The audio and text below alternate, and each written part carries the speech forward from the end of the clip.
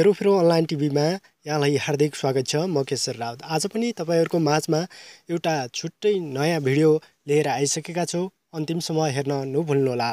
त्योभन्दा पहिले हाम्रो च्यानल सब्स्क्राइब गर्नुभएको छैन भने सब्स्क्राइब बटनमा थिचेर छेउमै आएको बेल आइकन बटनमा पनि थिच्न नभुल्नुहोला। नेपाल अंग्रेज बीच भएको सुगौली सन्धि आफै बदनाम र बलियोले निर्दोषलाई जे पनि गर्छ भन्ने मान्यतामा स्थापित नजिर हो। त्यसैले सन् 1815 डिसेम्बर 2 का दिन एउटा बन्दुकधारीले अर्काको कञ्चटमा बन्दुक राख्दै तेरो सुन चाँदी पैसा कति छ निकाल नत्र भन्दै विवश पारेर जसरी अंग्रेजले तयार गरी आफूले हस्ताक्षर गरी यसमा हस्ताक्षर गर नत्र भने जसरी गराइएको सन्धि हो सुगौली सन्धि। त्यसैले विस्तार व्यवहारमा सन्धिको कतिपय बुदाहरू संशोधन हुँदै आइरहेको छ।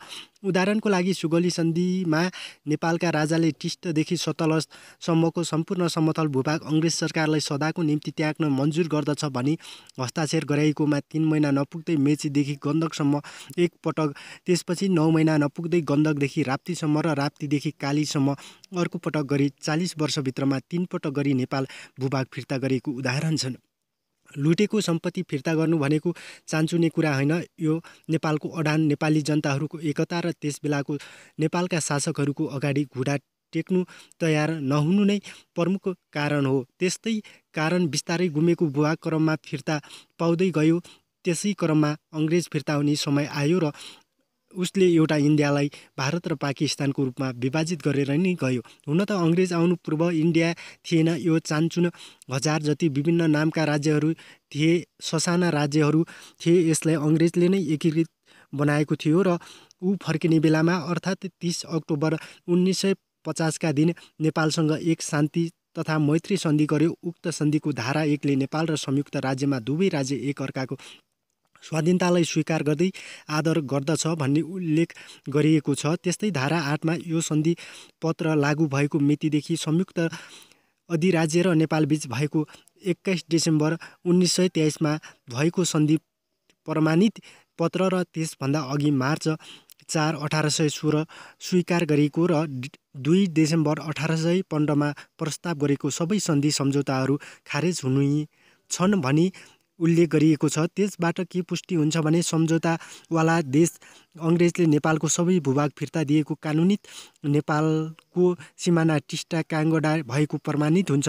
अब भारत अंग्रेजबाट स्वतन्त्र देशको हैसियत नेपालसँग 31 जुलाई 1950 मा शान्ति तथा मैत्री सम्झौता गर्यो, जसमा पनि धारा 1 ले नेपाल र भारतबीच शान्ति र मैत्री कायम रहने छ र दुवै देशले एकअर्काको स्वतन्त्रतालाई स्वीकार गर्दै सम्मान र आदर गर्दछ भन्नेको छ। त्यस्तै धारा 8 मा यो भन्दा अघि नेपाल र ब्रिटिस भारतबीच भएको सम्पूर्ण सन्धि सम्झौता खारेज गर्दछ भनी नेपालको सिमाना पुनः टिस्टा काङ्गडा भएको भारतले नै स्वीकार गरेको छ। यस्तो कानुनी आधार हुँदा पनि नेपालले आफ्नो गुमेको भूभाग किन फिर्ता लिएन त प्रश्न उठ्दछ। त्यसकारण राणा शासनको करिब अन्त्य हुँदै थियो।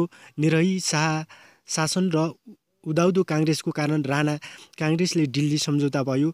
यसकारण नेपालको अधिकार दिल्लीमा बुझिएकोले अन्त्य हुन लागेको राणाहरूले मान्ने हिक्मत नगरेको र नेपालमा प्रजातन्त्रपछि नेपालको शासक बनेका काङ्ग्रेसहरूले उक्त भूमि माग्नु पर्ने थियो र तर काङ्ग्रेसले जन्मदेखि न्वारान र जवान बनाउनसम्म भारतको लगानी र भारतबाटै सञ्चालित हुने अवस्था रहेकोले नेपालले आफ्नो भूभाग माग्ने आँट गरेन। त्यसपछिका दिनमा पनि नेपालका शासकहरूले कहिले भारतसँग आफ्नो भूभाग माग्ने आँट गरेनन् र त्यो आजसम्म पनि कायम नै रहेछ। नेपालको आफ्नो भूभाग भारतले भोग चलन गरेको ठुलो हेरेर बस्नु परेको यो हो।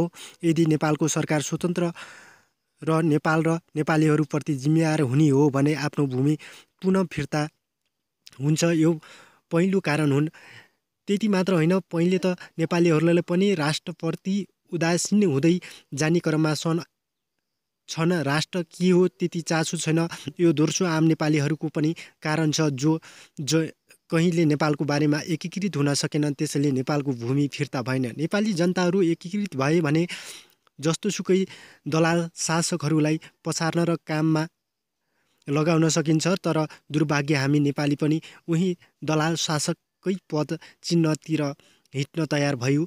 यो रह्यो कानुनी कुरा। अब लागौ व्यावहारिकतातर्फ। आज नेपाल गरिब बन्दैछ। कालीपारीका जनताहरूको अवस्था हाम्रोभन्दा माथि छ। त्यहाँ सामान्यतया उनको तलब 40,000 भारू हुन्छ। नेपालको हाकिमको तलब पनि त्यति छैन। त्यहाँ नेपालबाट भारी बोक्न जानुपर्ने बाध्यता छ। त्यसैले भारी बोक्ने देशको जनता हुन्। उताको जनता तयार छैनन्। मानौ एउटा जडिया बाबु छ, छोरा अलि ठुलो ओहदामा छ भने उसले आफ्नो बुवालाई नै मेरो बाबु होइन, म चिन्दैन भन्छ। त्यो उसको बाध्यता पनि होला।